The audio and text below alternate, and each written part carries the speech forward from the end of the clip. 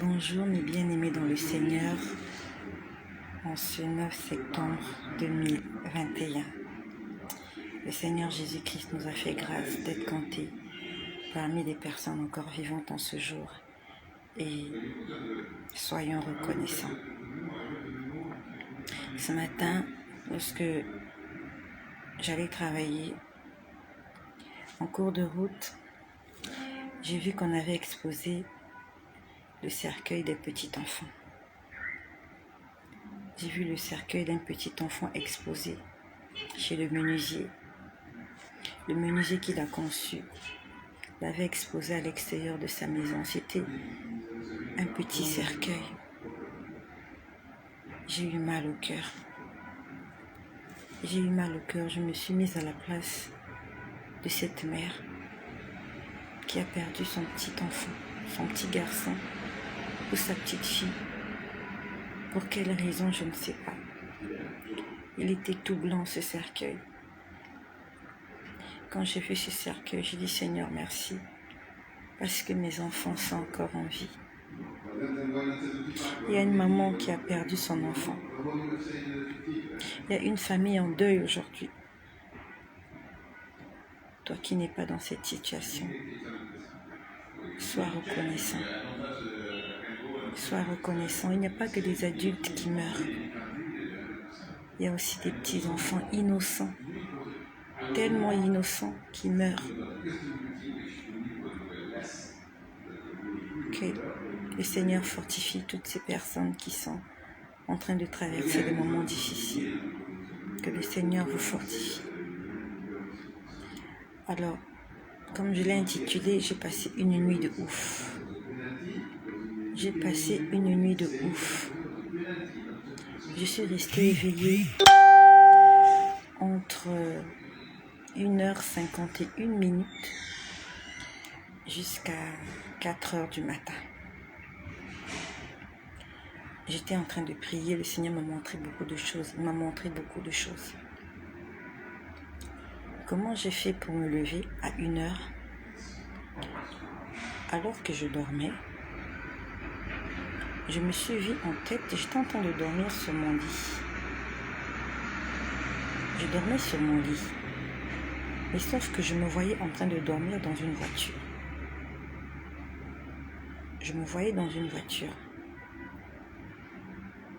Et je pouvais voir par la fenêtre de la voiture, il y avait des gens qui étaient en train de me guetter.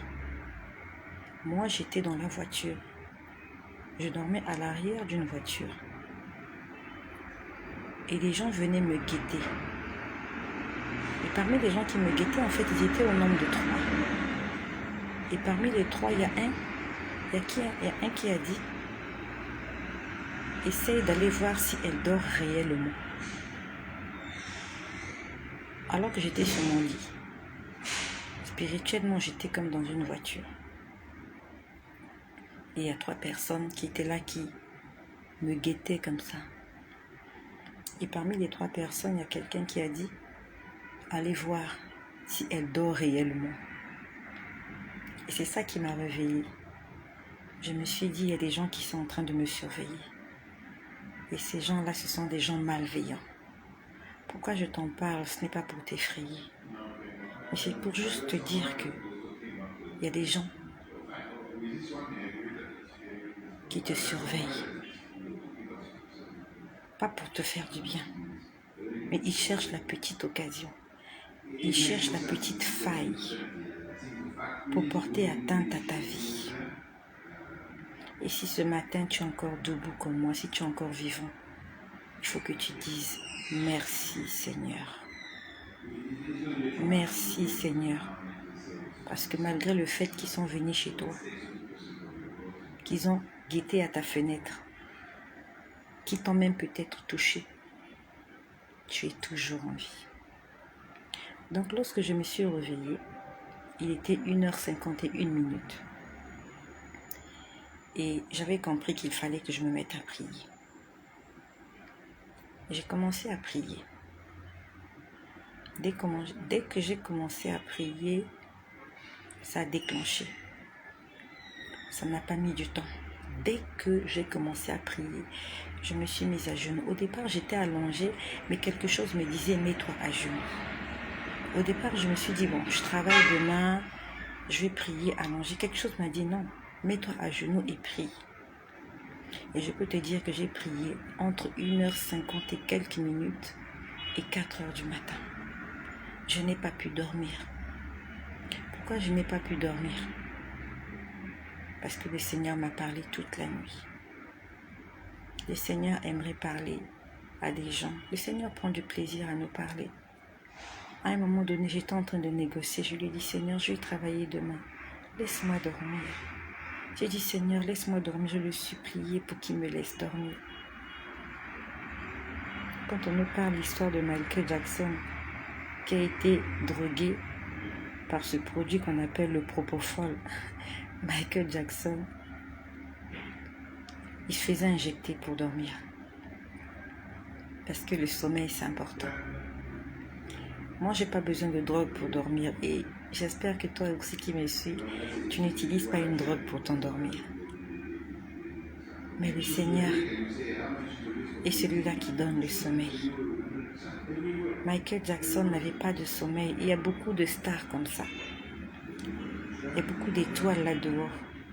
Des hommes riches, des femmes riches, qui n'arrivent pas à dormir la nuit. Quelque chose que toi tu fais tout naturellement. Il suffit juste que tu t'asseyes quelque part, que tu fermes les yeux et tu dors. Il y a des gens qui ne peuvent même pas le faire. Ils ne peuvent pas dormir alors qu'ils ont envie de dormir. C'est pour ça qu'il ne faut pas envier les hommes et les femmes qui ont de l'argent. Les hommes riches là, il ne faut pas les envier. Parce qu'il y en a plusieurs qui aimeraient être à ta place. Donc j'ai même négocié le sommeil. Je disais, Seigneur, laisse-moi dormir parce que demain je vais travailler. Je dois me réveiller à 6h. Et il faut que je sois en forme pour aller travailler. J'étais en train de supplier le Seigneur pour qu'il me laisse dormir. Et il m'a laissé dormir aux environs de 4h. Donc pendant que j'ai commencé à prier, j'ai d'abord commencé à entendre une chanson. La chanson disait, Jésus est notre Dieu. Jésus est notre Dieu. Notre Dieu, ce n'est pas tout cela qu'on récite là partout. Non. Les noms qu'on nous donne là, ce n'est pas eux notre Dieu. Les noms de ces femmes-là qu'on récite là, ce n'est pas eux. Notre Dieu, ce n'est pas Abraham. Notre Dieu, ce n'est pas Moïse. Notre Dieu, ce n'est pas Marie. Notre Dieu, c'est Jésus. C'est la chanson que j'entendais. Jésus est notre Dieu. J'ai continué à prier, Après, j'ai entendu, je veux vous donner une nouvelle identité. C'était la voix d'un homme qui parlait. Il a dit, je veux vous donner une nouvelle identité. Le Seigneur veut te donner une nouvelle identité. Un nouvel acte de naissance. Un nouveau nom. Un nouveau statut. Un nouveau passeport. Une nouvelle carte d'identité. Le Seigneur veut faire de toi une nouvelle personne. Ça s'appelle la nouvelle naissance. Est-ce que tu es né de nouveau? Plusieurs personnes vont me demander, c'est quoi naître de nouveau? Naître de nouveau, c'est reconnaître qu'on est pécheur et que sans le Seigneur Jésus-Christ, on ne peut pas s'en sortir. Alors tu vas décider de confier ta vie, de confier ton être, ton âme et ton esprit entre les mains du Créateur. Et tu vas lui demander de prendre les commandes. Tu vas lui demander de prendre les rênes de ta vie. Tu vas t'abandonner entre ses mains. Tu lui dis, Seigneur, je sais que sans toi, je ne peux rien. Mais avec toi, je peux tout. Je m'abandonne à toi. Fais de moi ce que tu veux. Je reconnais que tu es Dieu. Je reconnais que j'ai besoin de toi pour réussir et pour être sauvé. Je te reçois dans ma vie. Je te donne tout ce que j'ai. Et surtout, ce que j'ai de plus précieux, c'est ma vie. Seigneur, je te confie ma vie entre tes mains. Fais de moi ce que tu veux. À ce moment-là, Jésus récupère ta vie. Et il fait de toi ce que lui, il a programmé que tu sois sur cette terre. Il te donne une nouvelle identité. Est-ce que tu es né de nouveau? Est-ce que tu as une nouvelle identité en Christ? Le Seigneur m'a dit cette nuit, je veux vous donner une nouvelle identité. Demande au Seigneur de te donner une nouvelle identité, que ton vieil homme puisse disparaître, que ton vieil homme puisse mourir. Cet homme que tu étais, qui mentait, qui volait, qui péchait, que cet homme-là soit enseveli et que tu puisses ressusciter avec Jésus-Christ en une nouveauté de vie. Ça s'appelle la nouvelle naissance. Le Seigneur veut que chacun de nous puisse naître de nouveau, afin de nous donner un nouveau nom. Puis je continuais à prier et j'ai entendu, je ne peux pas vous mentir. Il m'a dit, je ne peux pas vous mentir. Le Seigneur te dit aujourd'hui, il ne peut pas te mentir. La Bible nous dit que Dieu est saint. Il n'y a rien de mauvais en lui. Dieu n'est pas menteur. Celui qui est menteur, c'est le diable. Ceux qui sont des menteurs, ce sont les esprits impurs. Ceux qui sont les menteurs, ce sont les démons. Ceux qui sont les menteurs, ce sont les hommes. Dieu ne ment pas. La Bible nous dit que le père du mensonge, c'est le diable. Parce que il pêche dès le commencement. Lorsque tu lis le livre de Genèse, on te parle du serpent qui avait séduit Ève.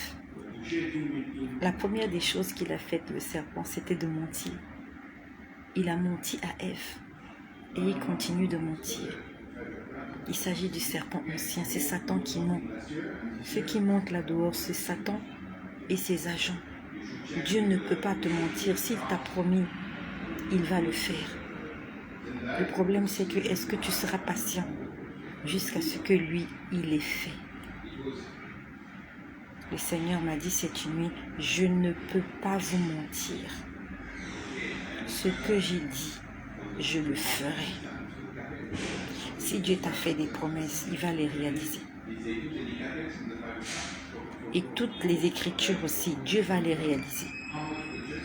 Dieu ne va pas seulement réaliser les promesses qu'il t'a faites. Dieu aussi, il va réaliser tout ce qu'il a écrit dans la parole.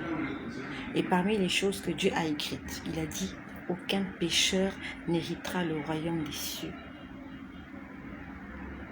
Il a dit, et il veille sur sa parole afin de l'accomplir. S'il t'a promis des choses, il va le faire. Mais sa parole aussi, il va la mettre en application. Donc la bénédiction ne te trompe pas.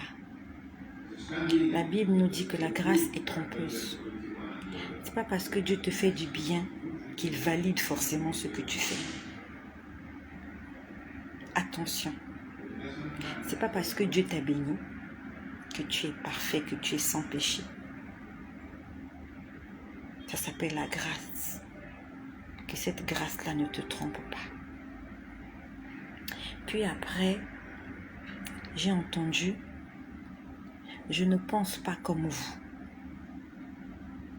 Je ne parle pas comme vous. Je ne vois pas comme vous. Je ne marche pas comme vous. Mais je fais toutes bonnes choses en mon temps. Dieu a dit qu'il ne pense pas comme toi. La Bible nous dit, ses pensées ne sont pas nos pensées. Ses voix ne sont pas nos voix. Cette nuit, il m'a dit, je ne pense pas comme vous. Qu'est-ce qui te dit que ce que tu penses là, c'est ce que Dieu a prévu pour toi? Qu'est-ce qui dit que ce que tu vois, c'est ce que Dieu aimerait que tu vois? Qu'est-ce qui te dit que ta façon de marcher plaît au Seigneur? Il m'a dit, je ne pense pas comme vous. Je n'agis pas comme vous. Je ne réfléchis pas comme vous. Je fais toutes choses bonnes en mon temps. C'est pour ça que nous avons besoin d'être connectés au Saint-Esprit, afin de penser comme le Christ, afin de parler comme le Christ, afin de marcher comme le Christ, afin d'agir comme le Christ, nous avons besoin de faire un, d'être un avec la personne du Saint-Esprit.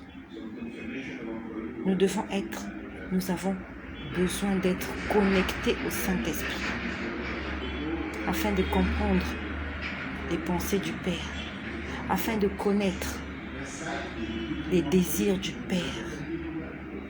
Sinon, nous allons nous égarer. Ne nous laissons pas conduire par la chair. Car la Bible nous dit que les désirs de la chair sont contraires aux désirs de l'esprit.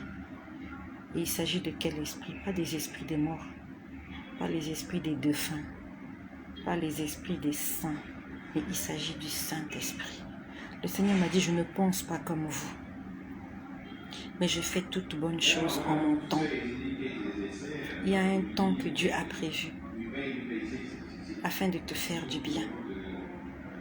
Et si ce temps-là n'est pas encore arrivé, ce n'est pas le temps de Dieu. Je sais que plusieurs là, nous faisons la cuisine. Il y a une température pour que l'eau puisse bouillir. L'eau bout à 90 degrés.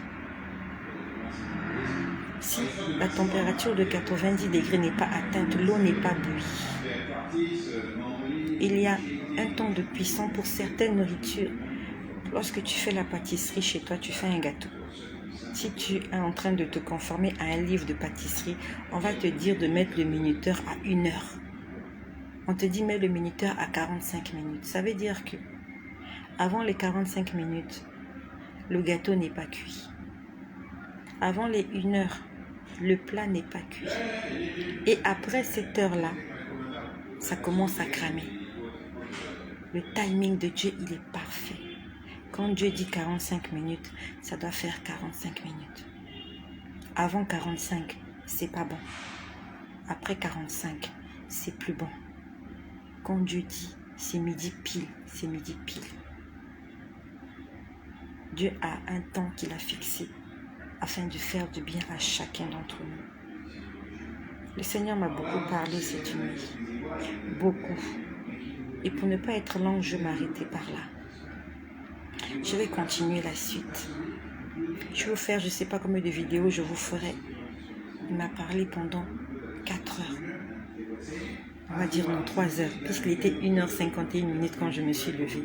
Donc 1 heure, 2 heures, 3 heures, jusqu'à 4 heures du matin. Pendant 3 heures, le Seigneur m'a parlé. J'étais à genoux, prosternée, en train d'écouter la voix de Dieu. Et il ne voulait pas s'en aller. Il ne voulait pas partir. Il fallait que je le supplie. Il fallait que je le supplie de me laisser dormir. Le Seigneur aimerait te parler. Est-ce que tu peux lui donner un peu de ton temps? Donne du temps à Jésus. Jésus-Christ veut parler. Il aime parler. Il ne voulait pas partir. Il voulait rester là. Il me montrait des choses encore et encore. C'est moi qui forçais le sommeil. J'étais en train de forcer le sommeil. Dès que je ferme les yeux, j'entends une parole. Dès que je ferme les yeux, je vois quelque chose. Dès que je ferme les yeux, j'entends une mélodie. Il ne voulait pas s'en aller. Jésus-Christ cherche des amis. Jésus a besoin des amis. Jésus cherche des amis. Jésus est à la recherche d'un ami et d'une amie. Est-ce que tu acceptes d'être l'ami du Christ? Est-ce que tu acceptes d'être l'ami de Jésus? Il aimerait causer, il aimerait discuter, il aimerait rire, il aimerait pleurer avec chacun d'entre nous. Dieu est à la recherche d'un ami.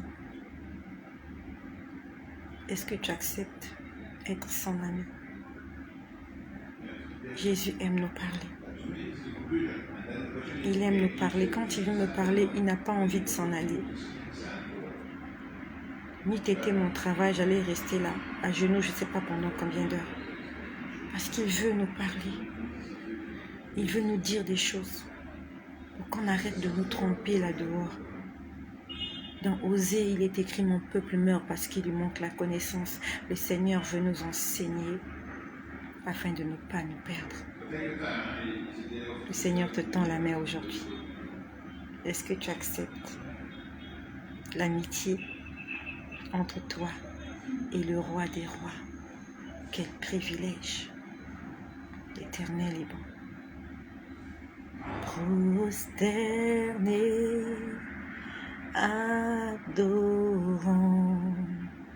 Yahweh. Oui Seigneur, je vais être ton ami, prosterné, adorant Yahweh. Je veux être ton ami, tu es Emmanuel, Emmanuel, mon ami, Emmanuel.